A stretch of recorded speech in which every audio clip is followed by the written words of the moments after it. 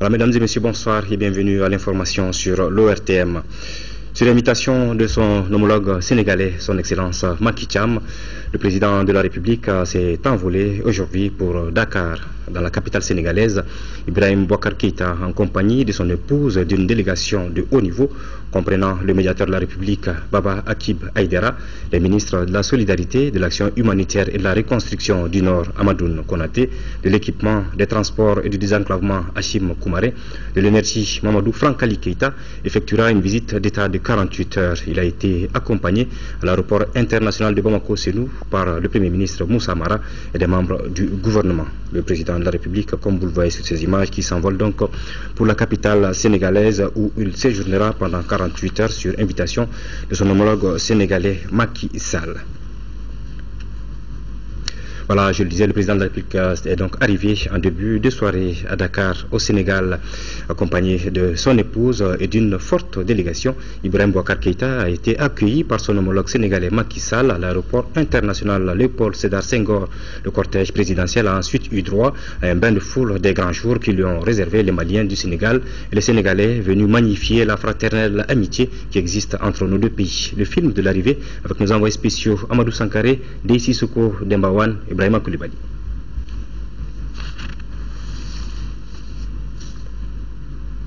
Voilà, l'élément de l'arrivée du président de la République n'est pas encore prêt. Nous reviendrons là-dessus au cours de ce journal. On va rester certainement au Sénégal tout au long de ce journal. Cette fois-ci, on va parler de l'action gouvernementale qui reposera sur deux socles. Je vous le disais dans les titres, la majorité politique et la société civile. C'est la conviction du chef du gouvernement qui a rendu visite ce matin aux notabilités traditionnelles et religieuses au centre des échanges, l'établissement d'un cadre de partenariat fécond entre l'exécutif et ses deux entités. Le Premier ministre Moussa Mara a bénéficié d'une oreille attentive de la part de ses interlocuteurs du jour. Alousseni Touré a suivi cette visite. C'est au siège du Haut Conseil islamique que débute cette visite du Premier ministre qui vient ainsi prendre contact avec les autorités du culte musulman afin de requérir leur bénédiction mais aussi leur rôle de veille. La même démarche a prévalu en direction des représentants des autres religions. Les autorités catholiques comme celles protestantes ont réservé la même attention aux propos du Premier ministre. Moussa Mara a également rendu visite aux familles fondatrices de Bamako, à savoir les Nyaré, les Touré et les Dravé.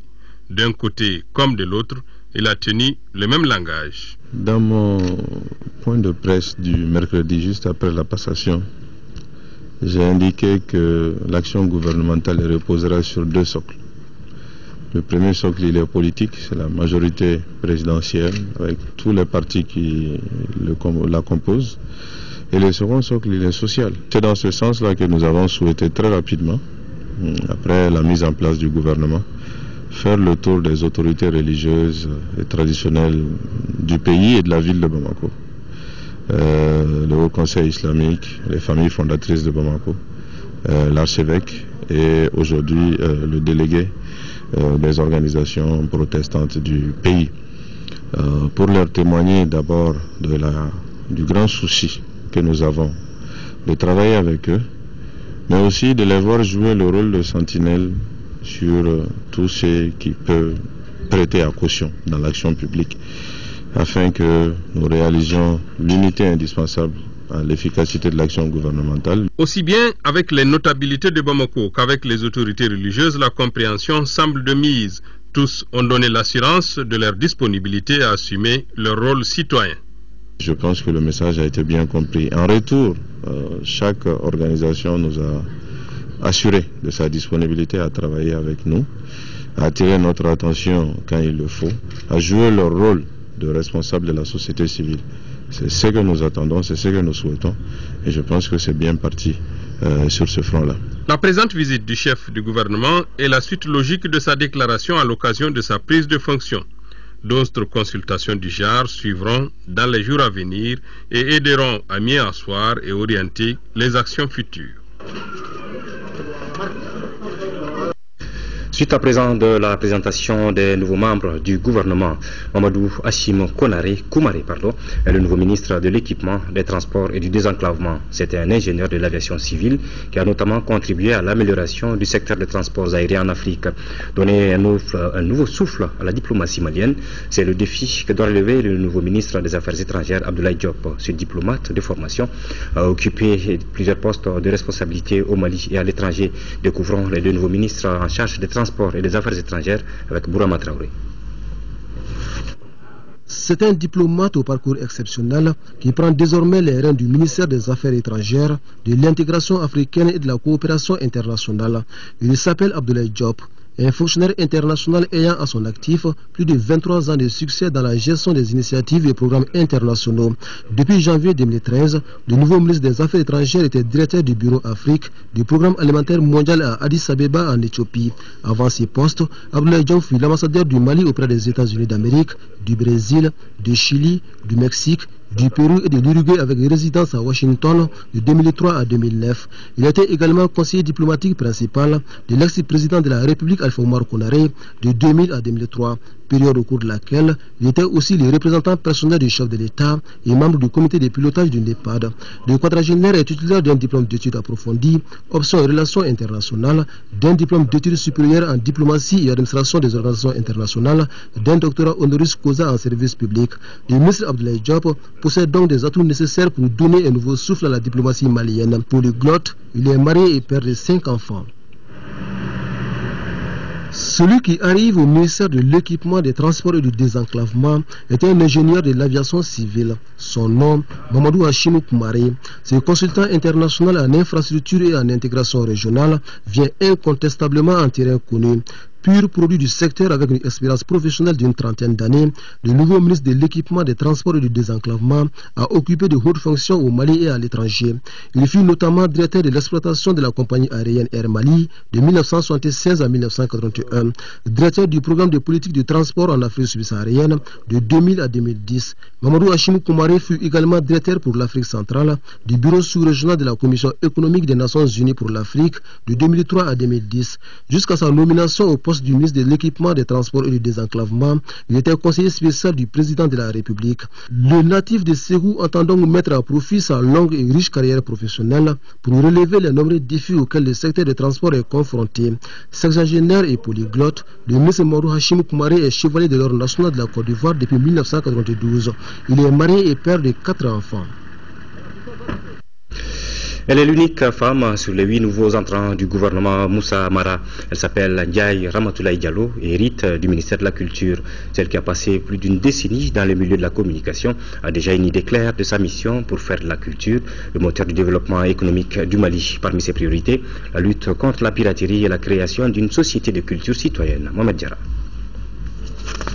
Telle mère, telle fille, a-t-on coutume de dire, et cet adage si bien au nouveau ministre de la Culture, Ndiaye Ramatoulaye Diallo, affectueusement appelée Rama par ses proches.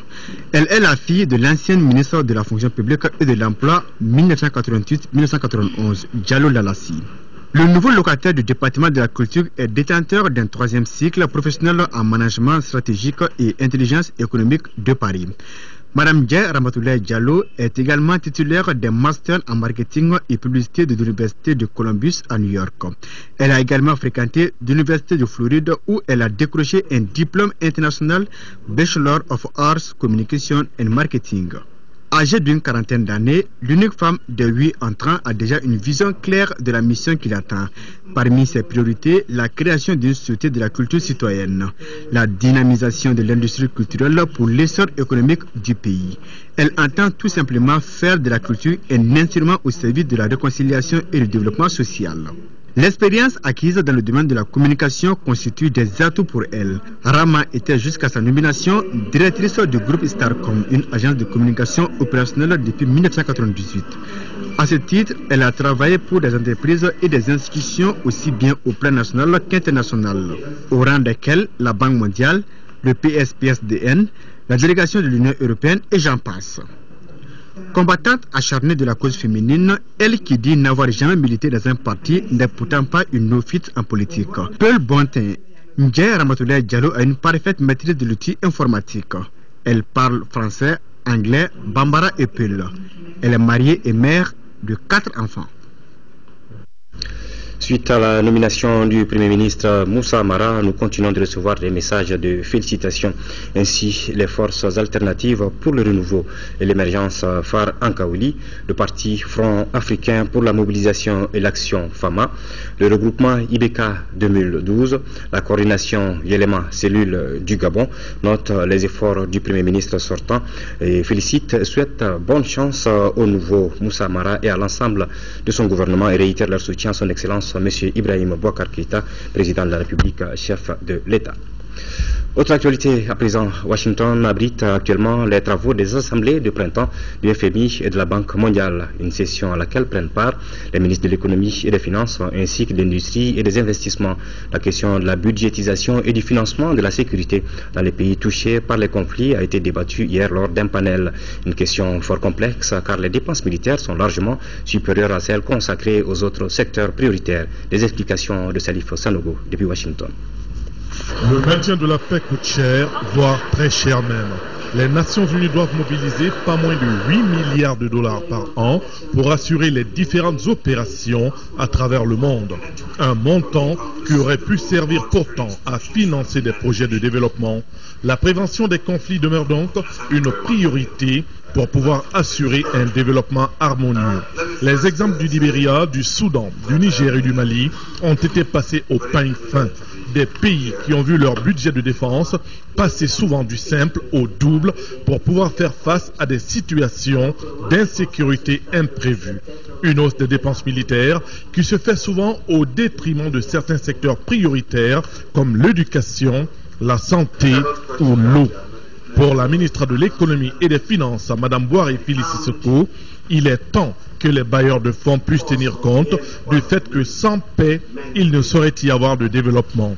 C'est dire toute la suggestion que cela fait sur le budget de l'État et c'est ce qui fait qu'effectivement nous avons pensé que c'était bien d'avoir ce panel, d'échanger un peu pour voir comment rendre la dépense publique plus efficace au niveau de ce secteur, mais en même temps comment faire bouger un peu les lignes en matière de programmation budgétaire pour qu'on comprenne que le lien entre sécurité et développement fait qu'aujourd'hui nous devons avoir un autre regard sur les ressources que ces pays qui ont moins de moyens que d'autres mettent dans leurs forces armées. Il s'agit donc de trouver un bon équilibre entre les dépenses en faveur de la sécurité et le financement du développement, notamment pour des pays en situation post-conflit. Tous les autres pays nous disent on vous donne des équipements mais non létals. Des armes non létales alors qu'on est en face de groupes terroristes très violents. Donc vous comprendrez que l'État quand même a le devoir d'assurer aussi la sécurité de son personnel déplacé au nord par la force des choses. Le plaidoyer des ministres africains des Finances et des experts indépendants aura eu de larges échos auprès des institutions de Bretton Woods. La 8e région du Mali est en chantier après la première phase de réhabilitation des bâtiments administratifs par les autorités régionales. La seconde s'achemine vers sa fin. Le constat a été fait par le gouverneur de la région de Kidal à la suite d'une visite de chantier effectuée avec une forte délégation composée des chefs de services techniques, des entrepreneurs en charge des travaux. Ortem Kidal, Fousseni Tunkara. Les travaux de réhabilitation des bâtiments à lieu au service technique de la 8e région se poursuivent. C'est pour s'assurer du bon déroulement des travaux, recenser les difficultés rencontrées que le chef de l'exécutif régional a fait une descente sur le terrain. Le colonel Adama Kamisugo et sa suite ont visité la direction régionale de la santé, de l'hydraulique, du trésor, du centre d'animation pédagogique, celle en charge des transports. Bref, partout où les visiteurs ont mis pied, le constat a été jugé satisfaisant. Plus d'une heure de marche pour pouvoir vérifier et voir aussi l'état d'avancement des chantiers. Les chantiers avancent à grands pas. Nous sommes aujourd'hui sur l'ensemble de tous les chantiers, à peu près à 75%. Quelles sont les mesures prises pour équiper ces différents services publics en stade de réhabilitation? Sur la question, le gouverneur rassure. Déjà, les premiers équipements sont venus il y a plus de 2 semaines. Je veux dire par là, les mobiliers des premiers projets terminés. Je veux dire par là le gouvernorat et tout son staff et certaines directions régionales. Donc ce mobilier est là. Les autres mobiliers, l'appel d'offres est déjà fait et ça a été attribué. Donc nous attendons dans les jours à venir vraiment tout le reste de l'équipement et le mobilier. Ces travaux de réhabilitation sont exécutés par les entreprises locales, c'est-à-dire celles de la région de Kidal. Dans le premier dossier de ce journal, nous nous intéressons aux mandarines made in Maroc. C'est très difficile aujourd'hui de passer devant un étalage de fruits à Bamako sans remarquer ces jolies mandarines oranges. Depuis quelque temps maintenant, notre capitale est envahie par cet agrume qui n'est pourtant pas cultivé chez nous. Le dossier de Kadia Toukone. Tout à fait. Produites au Maroc, ces mandarines sont appelées les mandarines à fourrer. Mais chez nous, on les appelle tout simplement Maroc. Les mandarines, ils sont de provenance de à peu près de 3 régions au Maroc. La première région la plus riche, c'est Agadir. C'est ça qui fournit tous les frigos qui exportent ici au Mali, même au Sénégal, même en Mauritanie, jusqu'à Burkina Faso. Aussi, il y a la région de Marrakech et la région aussi la plus riche, c'est la région de l'Atlas. Facile à éplucher, très juteuse et surtout très délicieuse, ces mandarines mettent tout le monde d'accord. Son rapport sucre-acidité parfait lui confère un goût exceptionnel. Elle se consomme en nature ou en jus. Bref, les Bamakois en raffolent. Maroc, le bourou, akadi kojugu, akadi neda, a woronkadi, ne mode fana ba fait. Akavusa, jibala kojugu, alhamdulillah, akanya amugo korobauma. L'arrivée de ce agrume sur notre marché a boosté le chiffre d'affaires de certains vendeurs de fruits. À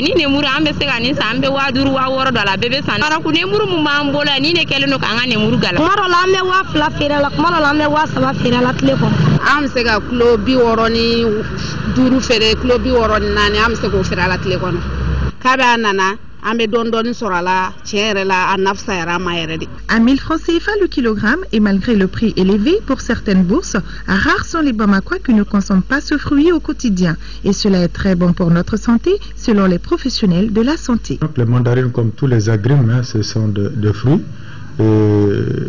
La mandarine, pratiquement, elle est constituée pour près de 85% d'eau.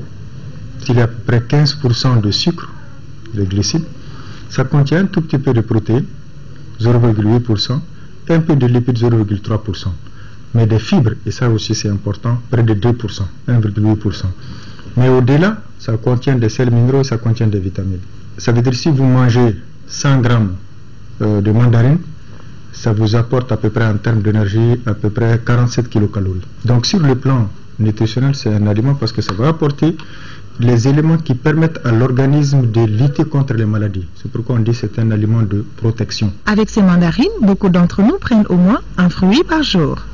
Mais ce qui est important en matière d'alimentation, il ne faut pas toujours consommer le même fruit. Parce que même si je dis que ça contient un certain nombre de sels minéraux, de vitamines, mais il y a d'autres produits qui contiennent d'autres sels minéraux qu'on ne retrouve pas dans les mandarines. Donc il est bon d'alterner. Avec le directeur général de l'ANSA, nous avons également évoqué le point sur le contrôle de ces mandarines avant leur acheminement sur le marché. Tous ces produits à consommation immédiate là, ne sont pas soumis à autorisation de mise sur le marché. Ça, c'est une consommation quotidienne. Il y a un stock qui arrive aujourd'hui.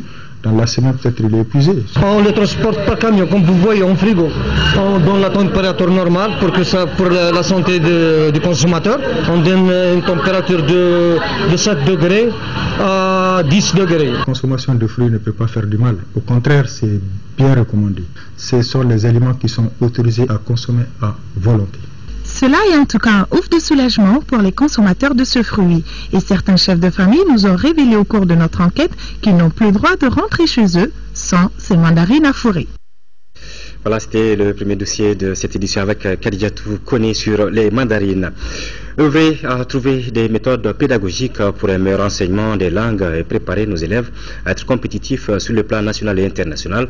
Voilà quelques objectifs de l'association de professeurs de langue étrangère au Mali, association qui a été lancée à la Cité des Enfants. Au cours de ce lancement, le podium du savoir, initié par les organisateurs, a mis en compétition les élèves de 5 lycées de la capitale en anglais, arabe et allemand. Le premier prix a été enlevé par le lycée Cheikh Anta Diop. Mamoudou Sidibé, reportage. Les membres de l'association des professeurs de langue étrangère au Mali, APLM, ont voulu faire du lancement de leur association une cérémonie inoubliable du monde scolaire. Cette association, créée en septembre 2012, veut améliorer les conditions d'apprentissage des langues étrangères. Cela à travers un enseignement basé sur l'interculturalité et la rationalisation des intérêts que les apprenants pourraient tirer de leur utilisation. De nos jours, il est scientifiquement établi qu'un bilinguisme équilibré et bien maîtrisé contribue au développement de la pensée divergente, de l'esprit critique et d'une plus grande capacité d'abstraction de l'apprenant. Sur le plan social, la bonne maîtrise d'une langue étrangère va de pair avec l'aptitude d'une meilleure compréhension de la structure de la pensée de l'autre, de son vis-à-vis, ce qui contribue au renforcement de l'esprit de tolérance et par conséquent de la paix sociale. Le clou de la cérémonie de lancement a été la programmation du Podium du Savoir. Cette première édition avait mis en compétition plusieurs lycées de la capitale en poèmes et en interviews sur la paix et la réconciliation nationale. Au classement général, c'est le lycée Cheikh Anta Diop qui enlève le premier prix, suivi de l'école communautaire de Manyambou et Koma et du lycée Gandiamori Keïta de Faso Kanou. Notre ambition, c'est de créer un centre là où on peut aider les élèves à s'améliorer dans ces langues étrangères. Nous avons fait cette première édition avec les 3 langues, telles que l'anglais, l'allemand et l'arabe. Dans les autres éditions à venir, il y aura bien sûr l'espagnol, la langue chinoise. Le pardon et la réconciliation nationale ont été les principaux thèmes des sketchs présentés au cours de cette cérémonie. Le personnel financier du secteur de l'éducation a désormais son syndicat, dénommé Syndicat national des financiers du secteur de l'éducation Senfise. Il a été porté sur les fonds baptismaux ce week-end. C'était à l'issue du premier congrès ordinaire qui a regroupé pendant 2 jours des délégués venus de toutes les régions du Mali au CICB. Nando Dambélé. L'objectif de ces assises qui viennent de s'achever était de donner officiellement corps à un syndicat créé en juillet 2013. Comme tout syndicat, sa mission première est la défense des intérêts matériels et moraux des financiers du secteur de l'éducation. Aussi, les premiers responsables de ce jeune syndicat prônent-ils le triple principe du dialogue, de l'unité syndicale et de l'action solidaire. Ces 2 jours de travaux ont été consacrés à l'examen, l'adoption des textes statutaires et à l'élaboration d'un cahier de charges cadre de référence pour les actions futures du syndicat. Je puis vous assurer, au nom des ministres en charge de l'éducation, que les recommandations pertinentes qui résulteront de votre congrès feront l'objet d'un examen approprié et des réponses idoines y seront apportées dans le strict respect de la loi. À l'issue des travaux, le syndicat national des financiers du secteur de l'éducation s'est doté d'un bureau exécutif de 23 membres présidé par Jojo Samba pour 3 ans.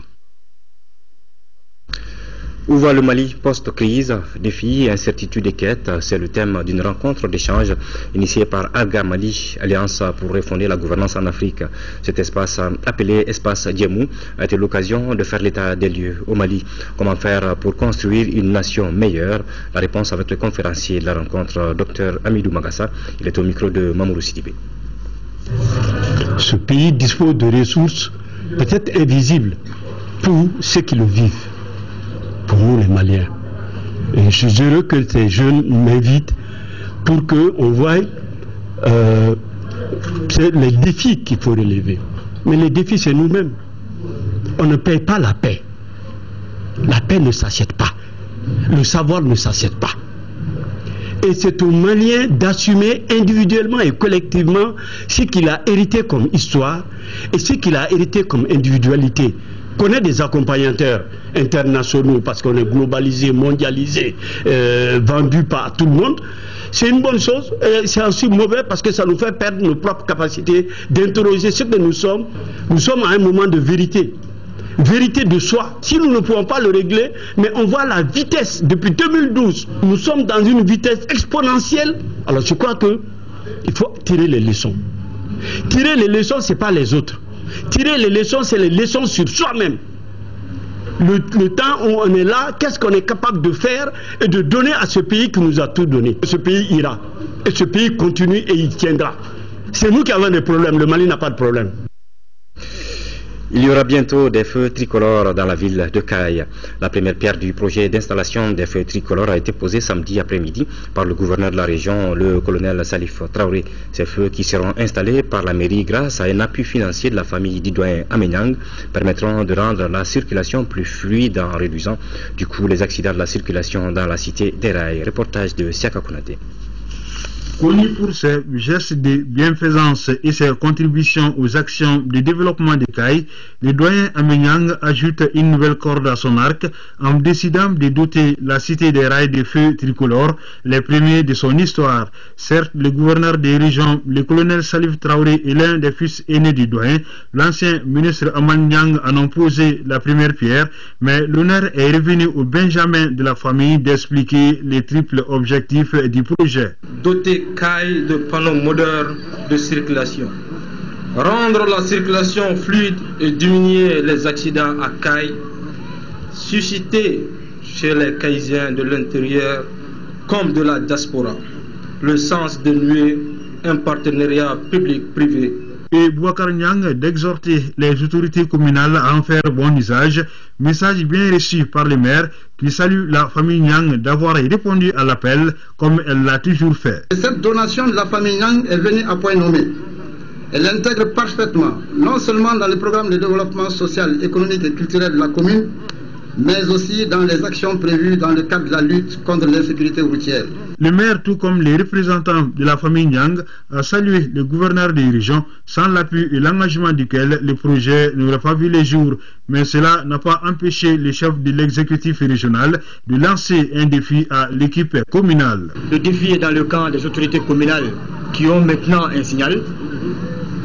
Il vous appartient maintenant de trouver tous les moyens pour équiper tous les autres carrefours de la ville. L'appétit venant en mangeant, le gouverneur Salif Traoré souhaite que les fûts qui se trouvent au niveau des carrefours soient remplacés par des petits monuments pour rendre la ville plus belle. La ville de Kita, à 180 km de Bamako, dans la région de Kayes, a désormais une agence du réseau des caisses associatives d'épargne et de crédit des entrepreneurs et des commerçants du Mali, KSCE Djigiseme. L'infrastructure qui est située en plein cœur de la gare ferroviaire de Kita a été inaugurée hier après-midi par le préfet du Cercle. Elle aura coûté 70 millions de francs CFA et permettra d'octroyer des crédits aux populations de Kita et de gérer leur épargne. Envoyé spécial Abdraman Maïga à Loubekone. Avec l'implantation de cette agence à Kita, le réseau des caisses associatives d'épargne et de crédit des entrepreneurs et des commerçants du Mali, KSCE Djigiseme, donne un coup d'accélérateur à l'exécution de son plan d'activité 2013-2014. Une des priorités de ce programme est la couverture de l'ensemble du territoire national par la KSCE Djigiseme, ce qui permettra aux communautés rurales de bénéficier des services du réseau en matière d'octroi de crédit et de dépôt. La direction générale exhorte le personnel déployé pour une KSCE de Kita prospère et pérenne à travailler avec professionnalisme, courage et beaucoup de dons de soi. Votre caisse sera reliée à la KSCE de Bamako qui constitue à ce jour la pièce maîtresse du dispositif du réseau des KSCE du Mali. Cette agence du réseau des caisses associatives d'épargne et de crédit des entrepreneurs et des commerçants du Mali de Kita, ouverte désormais aux populations, se compose de 3 bureaux, d'une salle d'attente, d'un comptoir, d'une chambre forte et d'un poste de garde. Cette infrastructure qui a coûté 70 millions de francs CFA aura pour mission de recruter de nouveaux membres, d'octroyer des crédits et de gérer les épargnes. Je vous donne l'assurance que la KSCE de Kita, à l'image de sa marraine, jouera un rôle prépondérant dans le développement de notre circonscription en contribuant favorablement à la lutte contre la pauvreté par la collecte et la redistribution de l'épargne de ses membres sous forme de crédit à moindre coût. L'assistance a suivi au cours de cette cérémonie une projection sur la KSCE Djigiseme, ce qui lui a permis de mieux connaître cette institution de microfinance, sa mission, ses objectifs, la situation financière actuelle et sa zone de couverture. La compagnie théâtrale Côté Court a présenté hier soir à l'Institut français du Mali en avant-première Niamankoro ou Robin de la Poubelle. Cette pièce, qui dure 1h20 minutes, est une adaptation du roman Quand Laël se frotte à l'encens de l'historienne Adamba Konaré par le Burkinabé Hildevert Meda. L'œuvre est une histoire qui confronte les belles dames qui se parfument à l'encens avec les pauvres démunis qui puent Laël. Modibo Soirée a assisté à la représentation.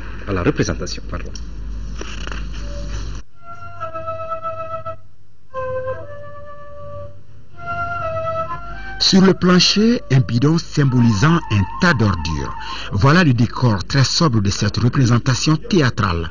Niamankoro ou Robin de la Poubelle est une pièce qui dénonce les actes des riches qui volent l'État et continuent à s'enrichir. Leur dada, c'est de faire des cadeaux et des aumônes aux pauvres. Diankina, enfant de familles mal loties, trouve que ces fossoyeurs se donnent bonne conscience et maintiennent les pauvres dans la dépendance et dans leur précarité. Elle est aussi souillée que notre tas d'ordures. Quand Laël se frotte à l'encens, c'est le titre qui m'a tiqué d'abord.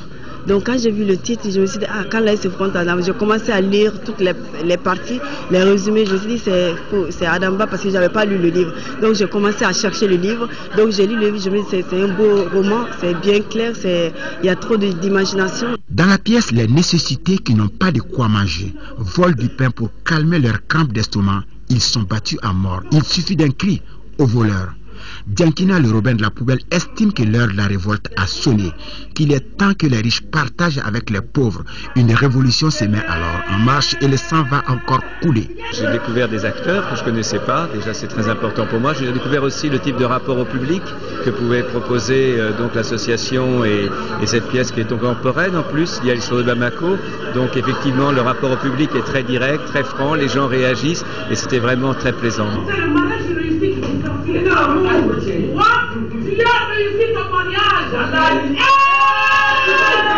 Au sortir de la représentation, l'auteur de ce roman un peu académique, avec un récit qui ressemble par instant à un conte intitulé Quand Laël se frotte à l'encens, adapté au théâtre, ne cache pas ses sentiments. Les acteurs étaient talentueux.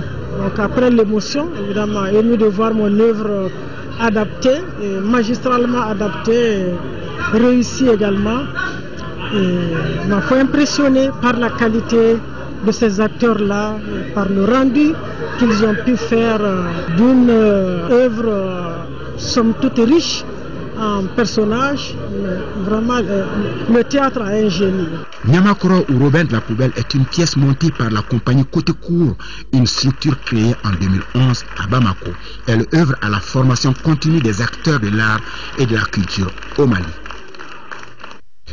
Le dossier culture de ce soir fait un gros plan sur un des ténors du rap malien. Il s'agit de Master Soumi, qui est considéré comme l'un des paroliers de cette tendance musicale très prisée aujourd'hui dans notre pays. Le style du chanteur est un mélange de tempo rap, d'instruments traditionnels et de guitare acoustique. Cheikh Oumar Sangaré.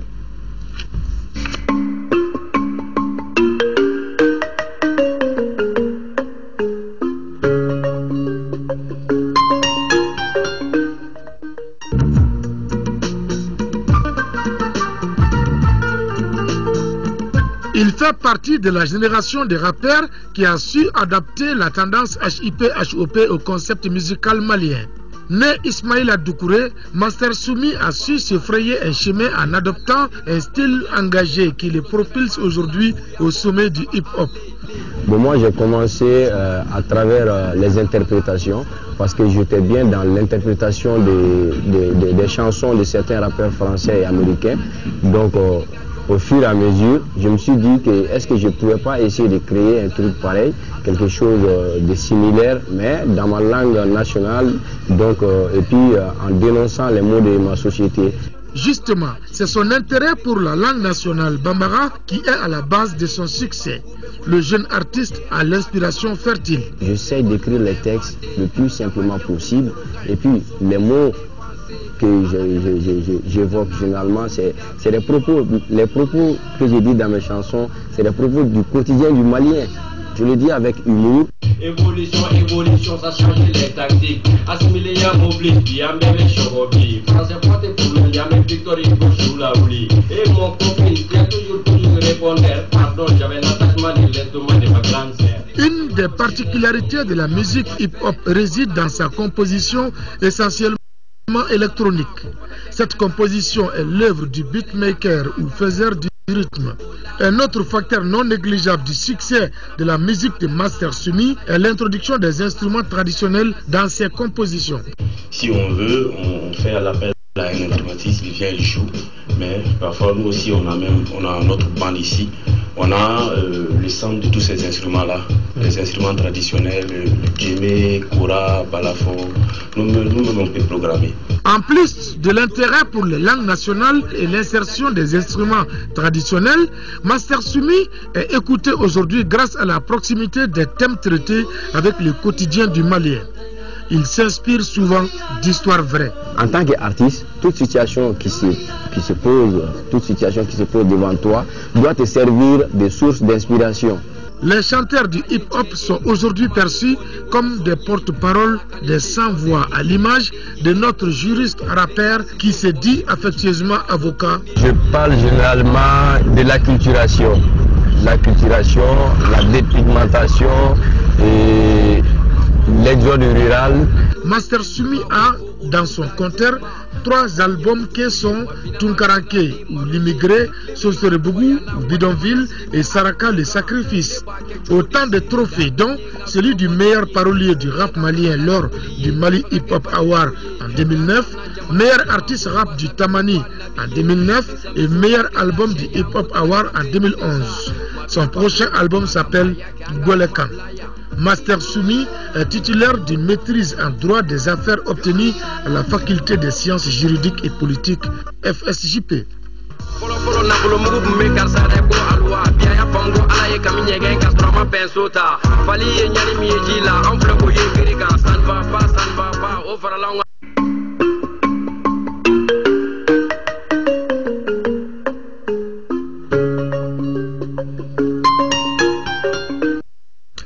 Voilà, je vous le disais en début de journal, le président de la République est arrivé en début de soirée à Dakar, au Sénégal, accompagné de son épouse et d'une forte délégation. Ibrahim Boubacar Keïta a été accueilli par son homologue sénégalais Macky Sall à l'aéroport international Léopold Sédar Senghor.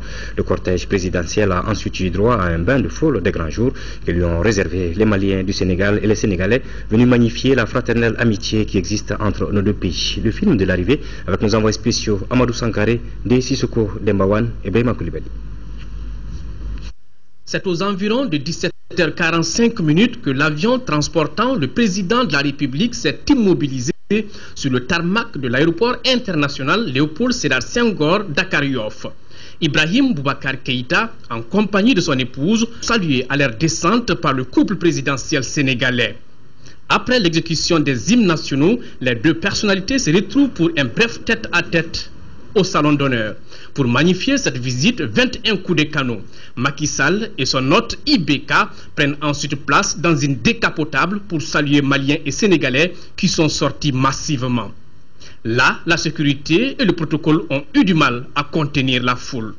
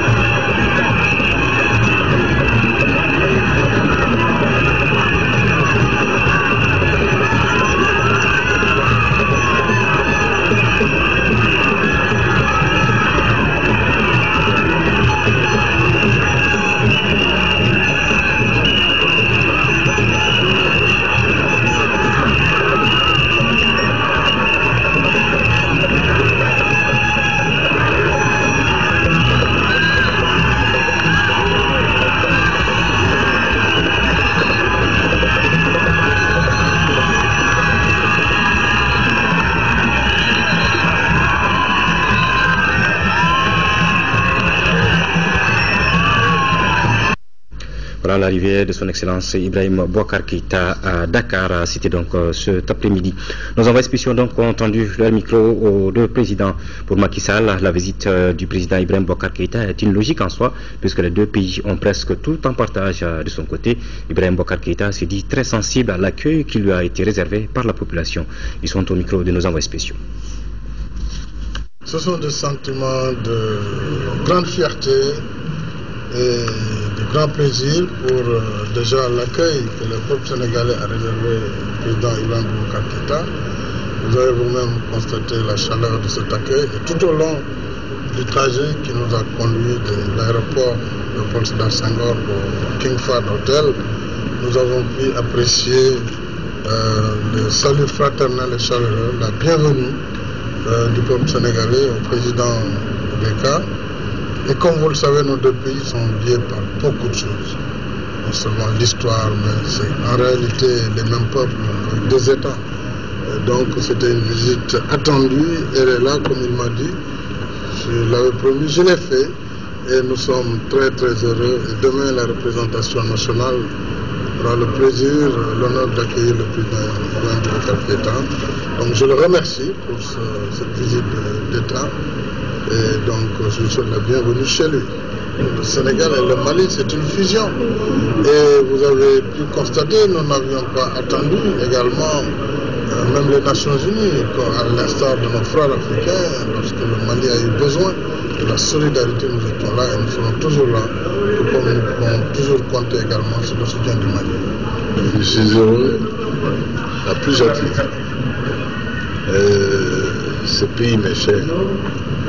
J'y ai passé une partie de mon adolescence à l'université Cheikh Anta Diop.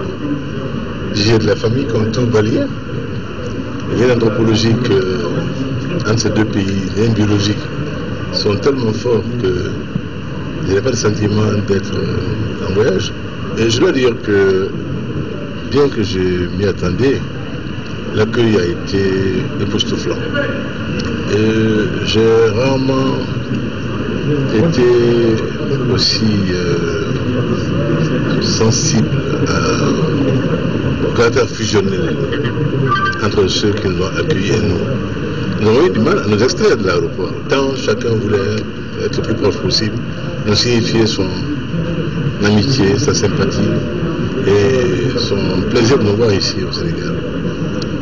Donc ma visite commence sur de très très très heureux auspices. Et cette visite sera un jalon de plus, mais un jalon qui va compter. De plus, mais qui va compter dans la relation bilatérale. Et le peuple demande cela, le peuple attend cela, et cela sera Inch'Allah.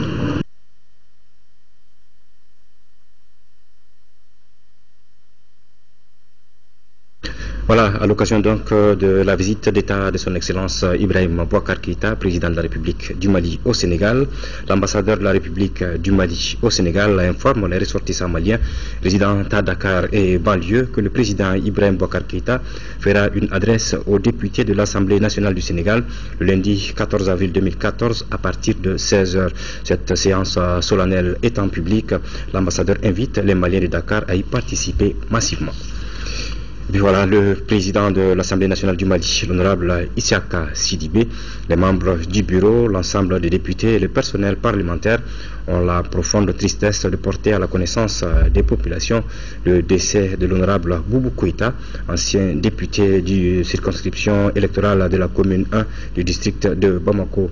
Décès survenu le samedi 12 avril 2014 à l'hôpital du Point G à l'âge de 62 ans. En cette douloureuse circonstance, le président de l'Assemblée nationale, au nom de la représentation nationale, exprime à la famille éplorée ses condoléances les plus attristées. Puisse Dieu le Tout-Puissant l'accueillir en son saint paradis.